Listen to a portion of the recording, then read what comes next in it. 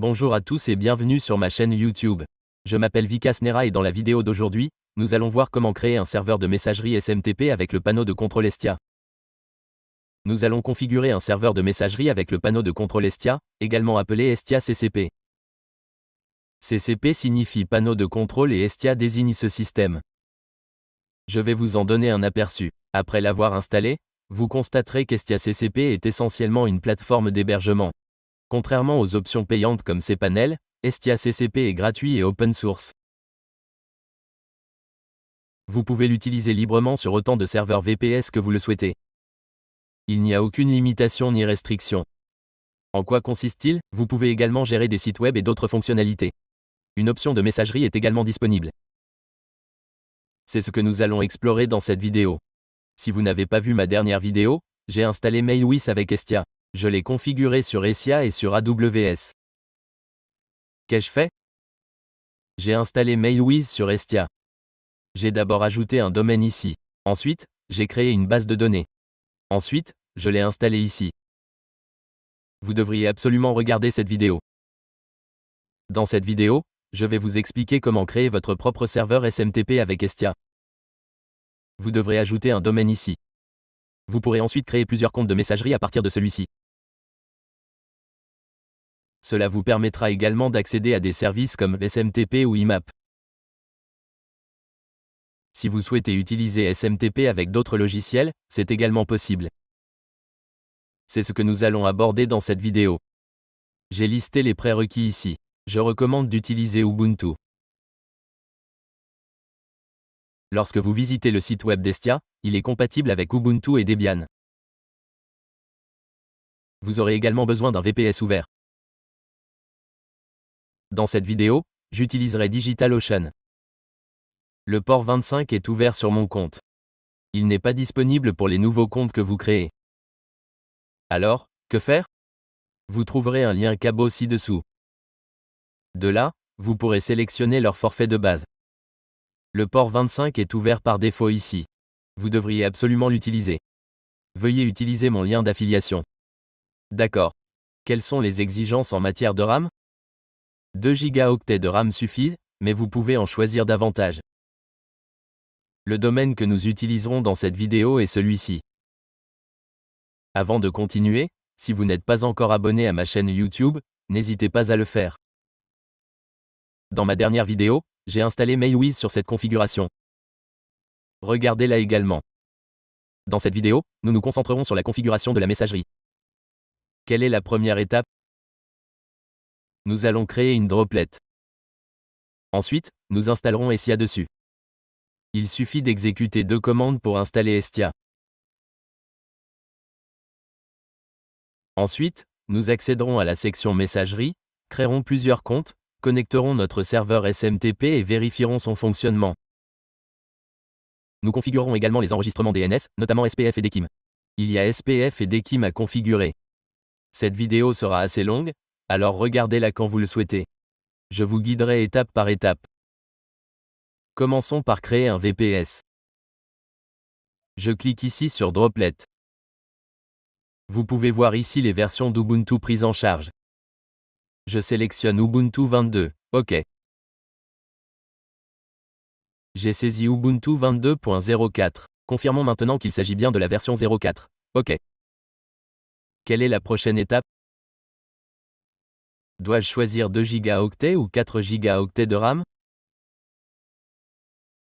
Comme je viens de l'installer, les deux options fonctionneront. Pour une utilisation régulière, l'option 2 Go convient. Sinon, l'option 4 Go pourrait être trop chère. C'est pourquoi je recommande Contabo. Avec Contabo, vous obtenez un VPS avec 8 Go de RAM à un prix très abordable. Vous trouverez le lien dans la description. Veuillez utiliser mon lien d'affiliation. Ensuite, vous devez saisir votre mot de passe ici. Je vais générer un mot de passe aléatoire ici. J'utiliserai ce mot de passe dans la vidéo. OK, je vais vérifier si je dois utiliser ce mot de passe. Très bien, j'utiliserai ce mot de passe pour cette vidéo. OK, voici mon mot de passe. Quelle est la prochaine étape? Le nom d'hôte est ici. Que dois-je faire?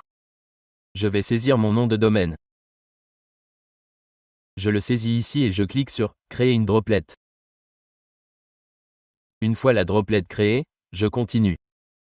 L'opération prend un certain temps, généralement environ 1 minute. J'ai reçu l'adresse IP du VPS. Que dois-je faire en premier? Je copie cette adresse IP et je vais accéder aux paramètres DNS du domaine. Commençons par ajouter 3 ou 4 enregistrements. Je saisis l'adresse IP dans chacun d'eux. Je règle le TTL à 600, car je vais d'abord ajouter ces 3 ou 4 enregistrements. J'ajouterai les paramètres liés à la messagerie, comme SPF, DKIM et marque, plus tard. SPF, DKIM et marque seront configurés à la fin. Je vais d'abord les configurer. Une fois l'installation terminée, ils devraient être indexés. Cela signifie que l'adresse IP et le domaine seront liés. C'est pourquoi je les configure. J'ajoute d'abord un enregistrement. Je crée un sous-domaine de messagerie ici. Je le remplace également par « mail ». Je vais le configurer sur « mail » ici. Ensuite, je clique sur « Enregistrer les modifications ». Vous pouvez le créer en suivant ces étapes. J'ai créé ces 4 enregistrements. Quelle est la prochaine étape? Nous allons maintenant installer Essia. Je vais copier l'adresse IP et j'utilise actuellement un logiciel appelé Bitvis. Vous pouvez également télécharger Bitvis. Putty est une alternative, mais avec Bitvis, recherchez-le, sélectionnez le client SSH et téléchargez-le.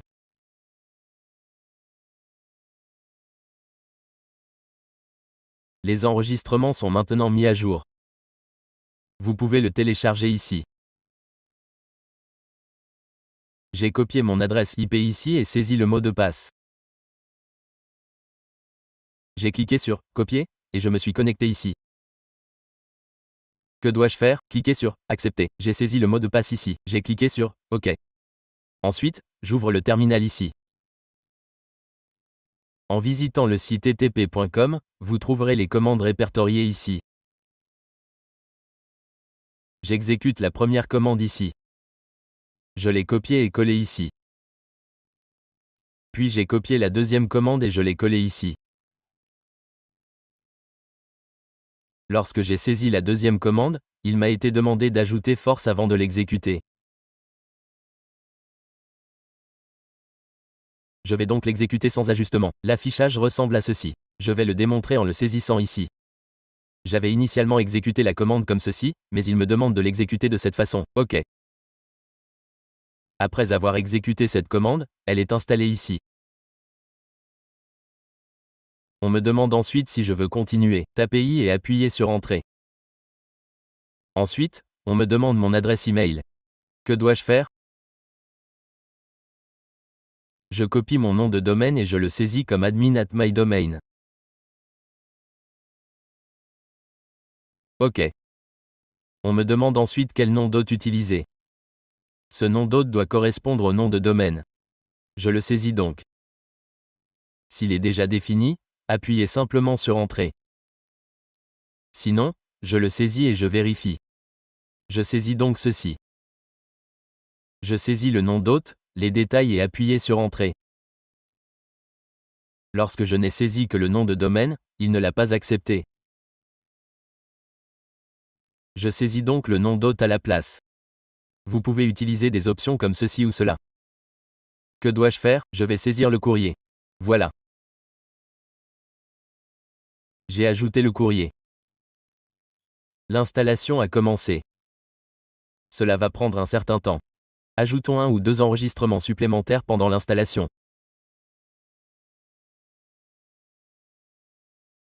Je vais copier cet enregistrement SPF. Pour un enregistrement SPF, vous devez ajouter un enregistrement TXT. Je vais l'ajouter. Définissez la durée de vie ici et laissez le nom tel quel. Il n'est pas nécessaire de l'ajouter pour les domaines gratuits. Si vous utilisez GoDaddy, Namecheap ou un autre fournisseur, vous devrez l'inclure comme ceci. OK. Je vais coller ceci ici et remplacer l'adresse IP par la mienne. Mon enregistrement SPF est maintenant ajouté ici. Ensuite, j'ajouterai un autre enregistrement. Je créerai un enregistrement TXT et définirai la durée de vie à 600. J'utiliserai ensuite un trait de soulignement ici, c'est le format de marquage. Je vais copier ceci et remplacer tout domaine fictif par le mien dans ce code de marquage.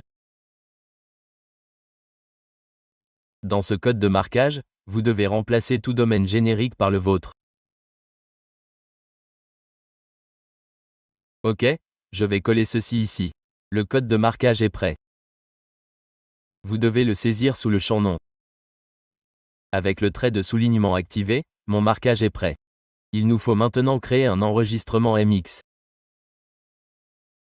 Je vais l'ajouter. Je règle le TTL sur 600. Je cible le nom de domaine mail.io. Je règle la priorité sur 10 et j'enregistre les modifications.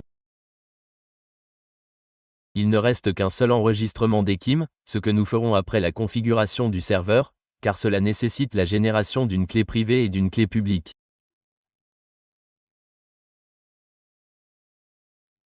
L'installation est terminée et vos enregistrements seront également mis à jour.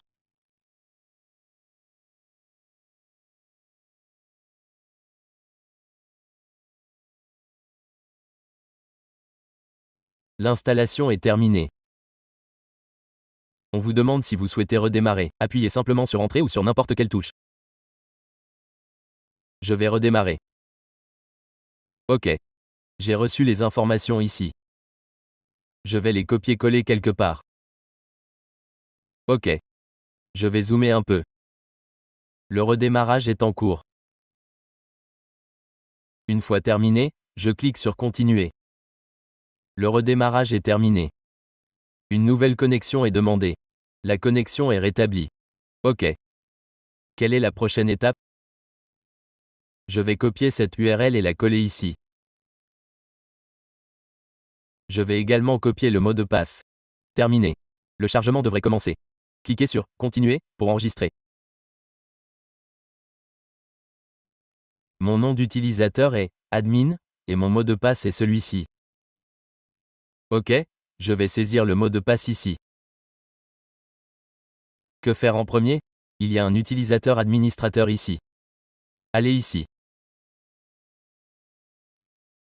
Cliquez sur Modifier. Modifier son package ici. Pouvez-vous ajouter plusieurs adresses email et domaines ici? OK, je vais le conserver par défaut au lieu de Système. Je clique ensuite sur Enregistrer les modifications. Ensuite, je vais dans la section Web. Cliquez sur Ajouter un domaine web. C'est mon domaine principal. Je l'ajoute ici. Cliquez sur Continuer. Le domaine est ajouté. N'utilisez pas d'adresse IP privée. Il doit s'agir d'une adresse IP publique. Vous devez utiliser une adresse IP publique ici. Cliquez sur Sélectionner, puis sur Créer une zone DNS. Cochez Activer la messagerie pour ce domaine, et cliquez sur Enregistrer.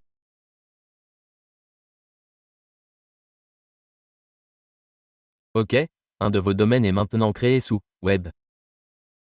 Que faire ensuite? Allez ici. Que faire en premier? Installons SSL. Mais avant cela, que faire?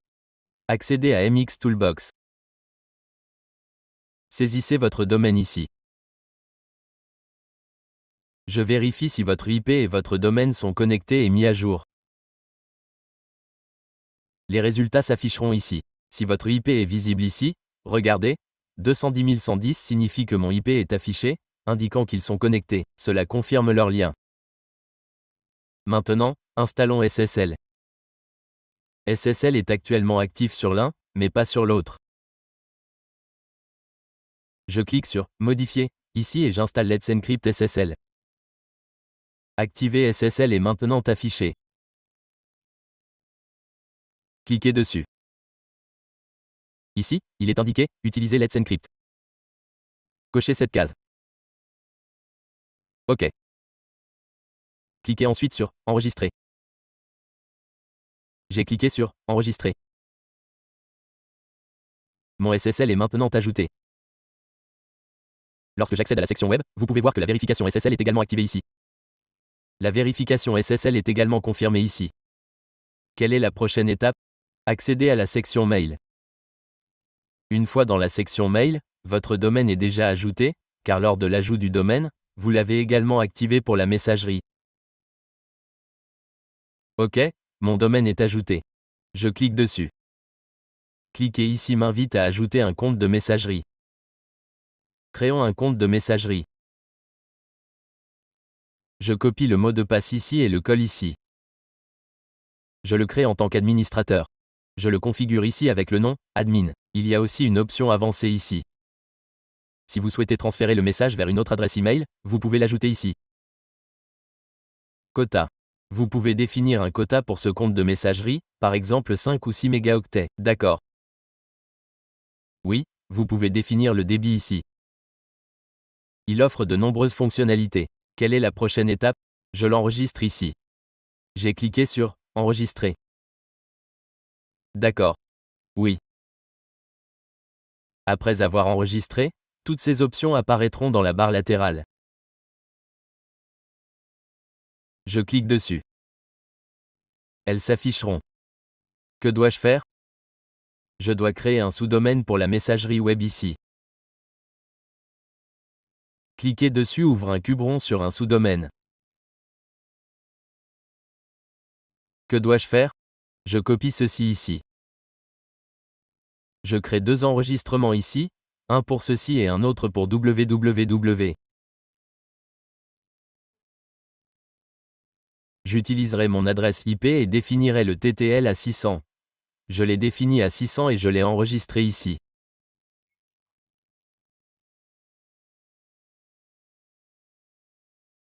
OK. Après l'enregistrement, l'ouverture lancera Roundcube. J'attendrai un instant. Une fois enregistré, l'indexation prendra 3 à 4 minutes. Les enregistrements sont maintenant ajoutés ici. Quelle est la prochaine étape? J'attendrai un instant.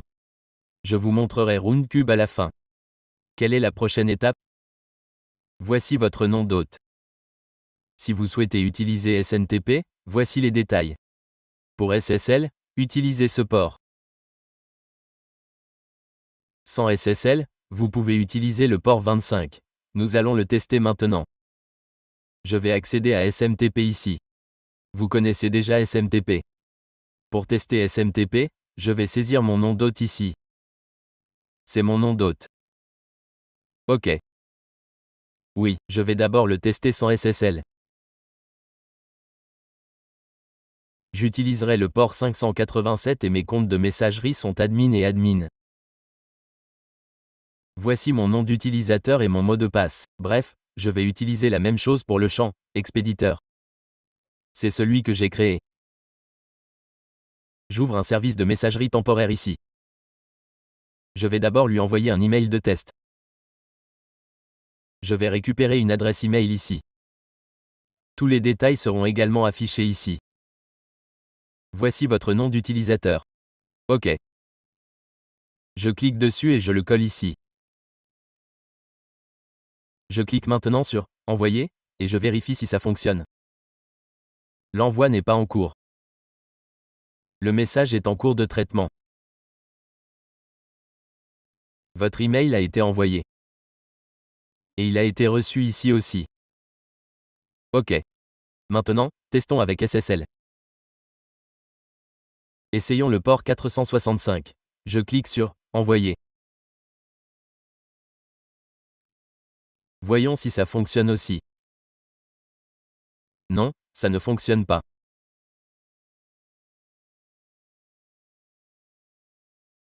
Un délai d'expiration est affiché ici.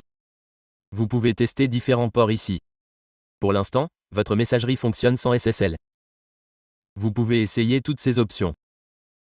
Les 3 options sont listées ici, car votre SSL est actif sur ce domaine. Regardez sur le port 587. Votre SSL fonctionne et votre email a été envoyé à nouveau. Les 2 emails sont arrivés. Vous pouvez configurer comme ceci.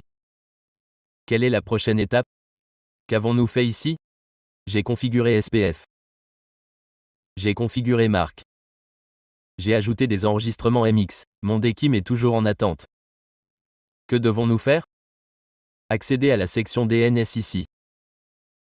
Une fois dans DNS, cliquez dessus. C'est l'un de mes domaines répertoriés ici. Vous obtiendrez l'enregistrement DKIM. Cliquez ensuite sur « Modifier ». Il se trouve juste en dessous. Cliquez dessus. Vous trouverez l'enregistrement d'Ekim ici. Je vais le copier.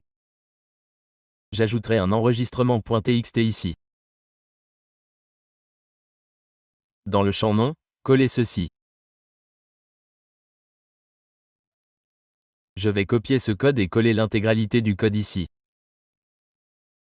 Ensuite, je l'enregistrerai. D'autres enregistrements comme SPF peuvent également être copiés ici. Regardez, tous les enregistrements sont disponibles ici. Vous pouvez donc les copier ici aussi. Je vais l'ajouter ici et cliquer sur « Enregistrer les modifications ». OK. Vous pouvez tout vérifier sur MX Toolbox pour voir si les enregistrements de marque que vous avez importés sont indexés. Je vais dans « Marquer » ici et je saisis ce domaine. Je copie le nom, je le colle ici et je clique sur « Recherche de marque ». Cela confirmera que l'enregistrement de marque que j'ai importé est désormais indexé. Je peux aussi vérifier SPF ici. Je clique sur « Recherche SPF ». SPF est également indexé. Pour le vérifier, je vais ici. Pour vérifier mon index, cliquez sur « Tous les outils ». Vous trouverez également tous les enregistrements ici. Vous pouvez également les consulter ici. D'Ekim est ici. Le voici. Je clique dessus. Que contient D'Ekim? Votre nom de domaine apparaîtra ici. Le sélecteur que vous avez saisi apparaîtra. Il s'agit de la clé mail-bas domain, c'est donc votre sélecteur. Je le saisis ici. Je clique sur « Recherche D'Ekim ». Je viens de l'ajouter, donc je ne suis pas sûr qu'il soit indexé. Il n'a pas encore été indexé. Cela va prendre un certain temps, car je viens d'ajouter l'enregistrement. Je continuerai la vidéo après l'indexation. Le D'Ekim est maintenant indexé. L'index de sous-domaine que j'ai créé l'est également. Lorsque vous l'exécuterez, Roundcube s'ouvrira également ici. Voici votre mot de passe. Je clique sur « Connexion ». Votre Roundcube s'ouvrira ici pour les emails entrants. OK.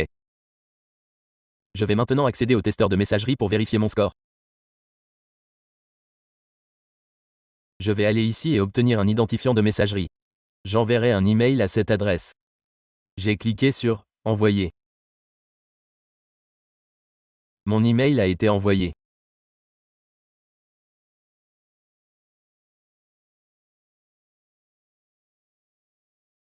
Que dois-je faire?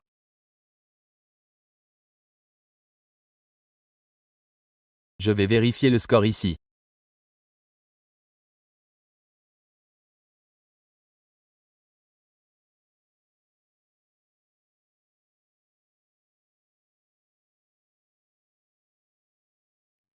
Mon score est de 10 sur 10.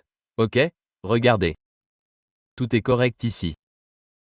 J'enverrai un email à mon propre identifiant et je vous le montrerai. J'enverrai également un email de réponse d'ici. Cet email de réponse devrait maintenant arriver ici. Je vous le montre également. L'email a été envoyé d'ici. Je vais vérifier les spams et autres dossiers. Comme mon adresse IP est nouvelle, il risque d'atterrir dans les spams. OK. OK. Ici, cliquez sur les 3 points et sélectionnez « Afficher l'original ». Vous verrez également les options « SPF Pass »,« D'Ekim Pass » et « Marque Pass ». C'est affiché ici. Vous pouvez également vérifier les paramètres d'Ekim et autres ici pour vous assurer qu'ils sont corrects. Quelle est la prochaine étape? Je vais répondre à ceci. Bonjour. OK. Très bien. Vikos Nara.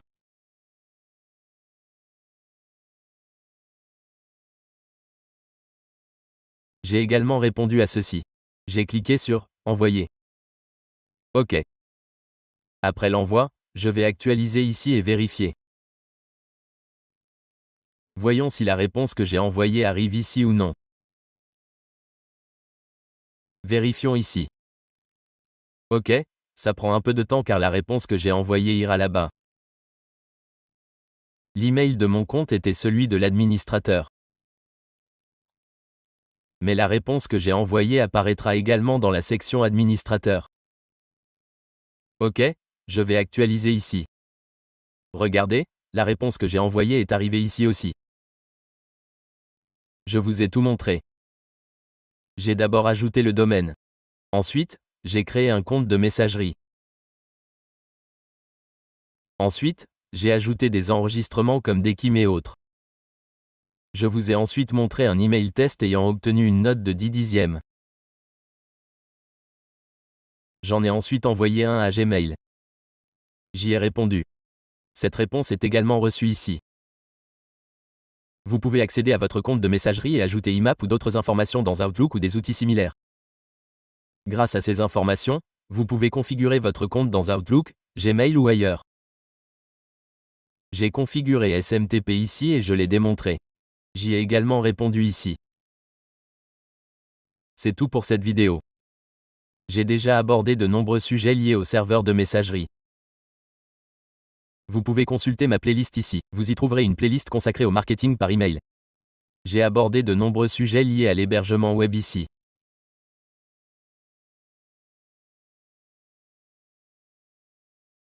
Dans cette playlist, j'ai réalisé des vidéos sur différents serveurs de messagerie.